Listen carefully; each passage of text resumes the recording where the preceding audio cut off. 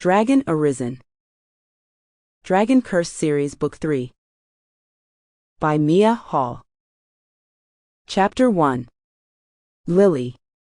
I had myself positioned, so my back was flush up against the rough bark of the largest tree I had ever seen. It was so wide it would have blotted out a car, and so tall it seemed to be touching the sky with its branches. It wasn't the only one either, which was part of what made this forest so utterly magical. I'd happened upon the forest after a particularly rough bout of training with Declan about a month earlier, and it had quickly become my favorite place. The enormity of the trees made me feel so small, but in a way that was oddly comforting. Like I was in a world all my own, despite the fact that I was only a 10-minute walk away from Valleport. The ground beneath my feet was covered in a thick, rich moss that felt more luxurious than any carpet I'd ever come across, and I'd picked up the habit of sneaking away to curl up for naps when nobody needed me. There was one spot in particular, a little nook nestled in the midst of several large tree roots that I particularly favored.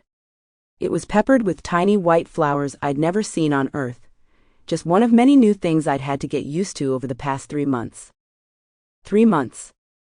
It had been 3 months since I'd made the decision that would change the entire course of my life.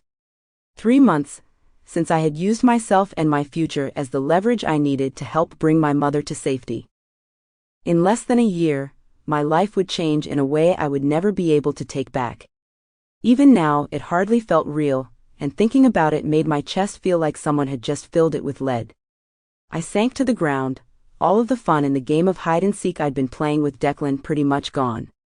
It wasn't like the game was really a game anyway. It was only one more part of my training. Everything I did these days was part of my training, and when I thought about that, I felt even more glum. When I looked up at the small fragments of the sky I could see peeking through the branches high above my head, I saw the fat gray clouds that had rolled in to wipe out the sunshine.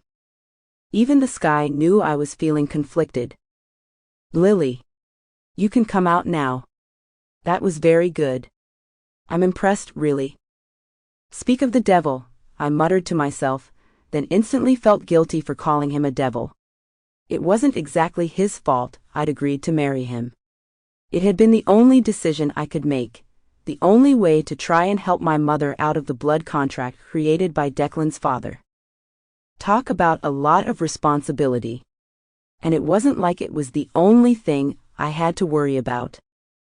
Ever since I'd first fallen into the schism and discovered that there were entire worlds outside of my own, I'd learned more and more about. Sample complete. Ready to continue?